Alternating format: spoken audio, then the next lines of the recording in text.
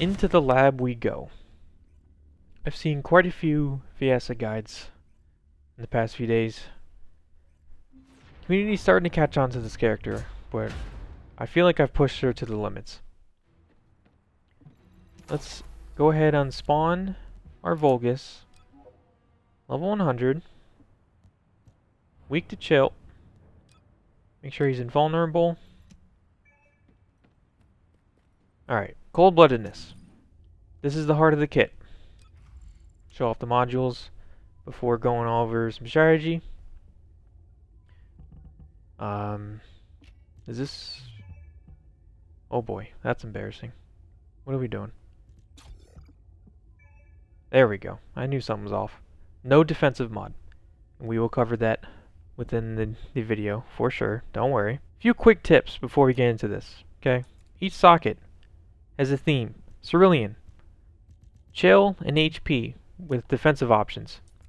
Alamandine. Crit and fire. Malachite is resource management and cost. Xantic is electric and MP recovery usually. Rutile, range, defensive options, and toxic. When building a character, look for the themes that make sense with your character. I know Viessa came slotted with Cerulean and Rutile. Cerulean, of course, is for HP and for chill. Makes sense. If you are going to build this character from scratch and you got cold-bloodedness, I would recommend focusing 2 early sockets on nimble fingers and MP conversion. The -15 max MP is not really relevant, and the core thing you have to understand with this character is that the cooldown caps out at 90%. So if we look, we're at 68.2. Cold-bloodedness gives us another cooldown reduction rate of 20%. Activate. Check the stat screen. We're at 88. If this goes any lower than 90, the game just ignores it.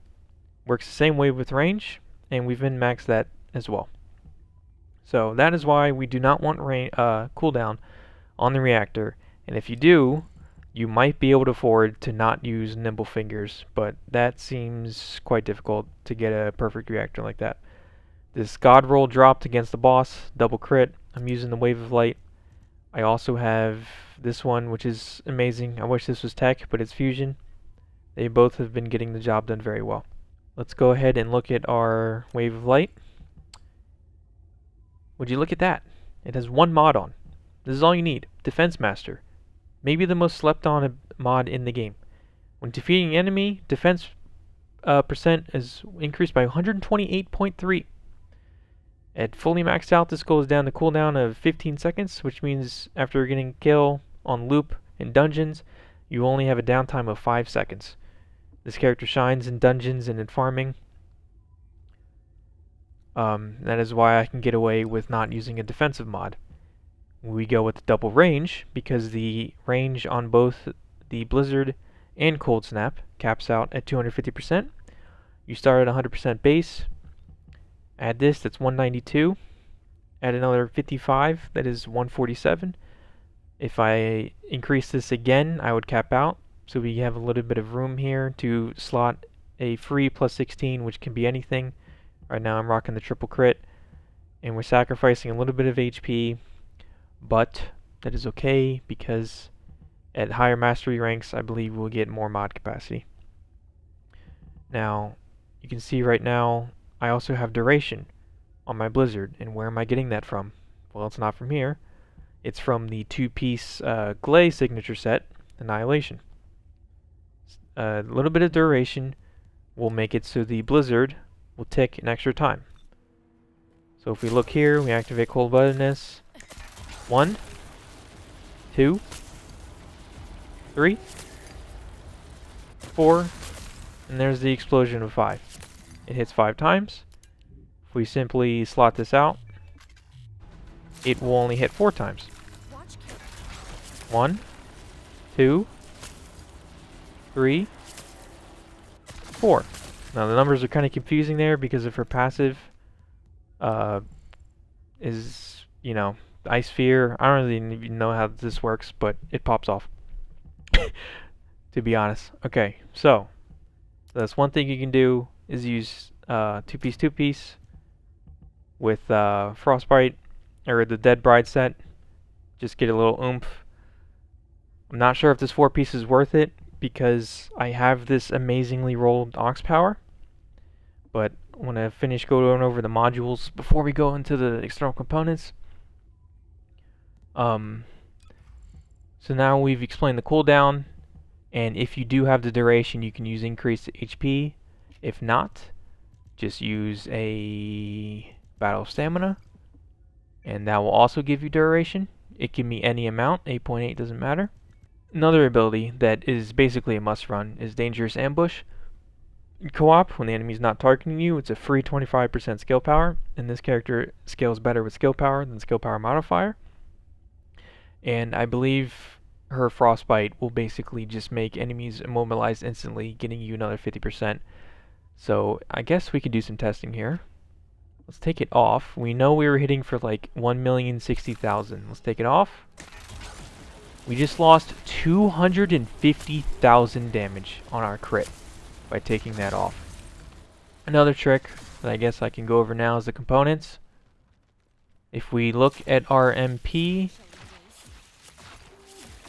get in combat, it's actually coming back a little bit in combat because I have that boost on my component, which is very nice, but it slows crap, right? Then if we leave combat, which takes I think about 8 seconds, watch how fast it's going to come back. The radar in the top left, the red ring goes away, and boom, I've got all my mana back. And if we take out both of those, of course I can't. Let's go to the damn box.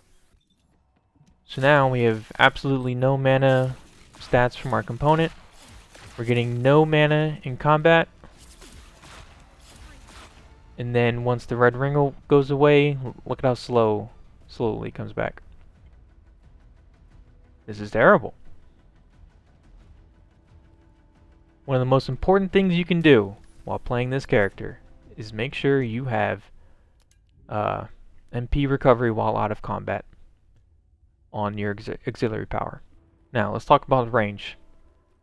Viessa's range caps out at 250% on both of her main abilities that do damage. All three, okay. Cold Snap, Frost Shards, and Blizzard. We've already said that our range is min-max. Now I want to show you how ridiculous it is. Bunny's lightning emission caps out at 21 meters. Cold Snap, 4 more meters at 25. We're at 24.7. So once you see how ridiculous 25 meters is this going to hit? This guy is across the world. I think I was an inch short. Okay, let's try that again. Let's go in front of the line this time. Look at that. This is like the best button in the game. Okay. I push him when I do this, so forgive me. What the heck? There we go. Yeah, he gets knocked back several feet. The range in this is absurd.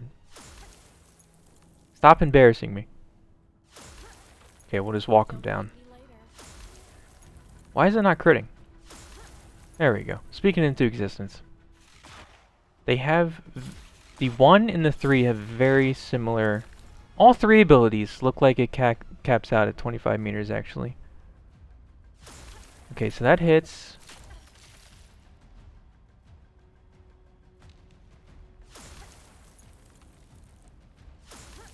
That doesn't hit. That does hit. Okay, so that one has a little bit more range. And of course that's going to hit. One other thing that's very important. When you cast your cold-bloodedness, any ability that you use while this is active is going to give the buff, right? So if we look at the cold snap, boom, it's back in, what is it, 2.7 seconds or something? 2.4 seconds. It's really, really fast. But now if we cast a blizzard and we miss the window, we don't get it off in time. We just went from 100% uptime to 12 seconds of downtime. So always make sure your cold-bloodedness is active, because if you cast it afterwards, the buff does not apply to the ability that's already on cooldown. Now, of course, at this point you're thinking, oh, your character's not going to have enough survivability. Okay. Just put in a defensive mod, and then you have a free slot with literally extra mod capacity. Like, nothing really even changes. You take out the 3rd crit, and you're fine. Crit rate is still 41. And then the They Left Me setup is basically the same thing, except it's for wave defense modes where the entire team will always leave, but I want to finish and solo it. I put on HP collector and get the job done, and then whatever else I feel like I want to use. Alright, now let's talk about components. Important. We've already gone over mana recovery. Mana recovery in combat is good. You absolutely need max MP on the sensor. The character is basically unplayable without it, especially at low level. At level 1, she'll have like 80 mana, and each skill cost, look at that, that's 38, and you get 20%. So it'll cost like 35. You'll only be able to cast 3 abilities, and then boom, it's done. So you definitely need max MP in this sensor. This piece is like a god roll as far as I'm concerned. Of course, defense on the memory, and the processor doesn't seem very important. You don't need shields on it, but toxin resistance is good. Why I chose to slot these in this specific way is because the scaling on the boss components is different than the normal ultimate processors. If you want to look for yourself, just go to Access Info, sort by name, do ultimate. Each 4-piece, these numbers are set. They can't change. You can't get a volcanic auxiliary power that has shield as the main stat. And then 19 is max roll and 14 is the lower roll. So I would like to get maybe a Polar Knight auxiliary power that comes with max HP and mana recovery, so I don't have to use the shield on the memory, and instead I can use Annihilation that has a memory with defense, but that's what the farm is for. That's why we play to min-max. Basically capped out at this build for now, unless Dead Bride is very, very gentle to us. Of course, it's a matchup issue. My burst hits for my ultimate, my 4, my blizzard, whatever you want to call it. It only hits for like 400k crit versus her, where Pyromaniac gets well over 1 million. So it's very frustrating fighting her. And I don't have any non-attribute characters built, and I don't really have any guns built. If you want to look at my Thunder Cage, I've only put in 1 extra slot in it. There's not really much to it.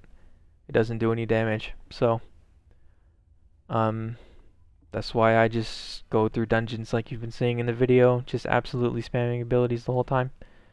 If I edited this correctly, which I hope I did. Last but not least, go over something you probably already know, but just in case you don't. Skill power versus skill power modifier.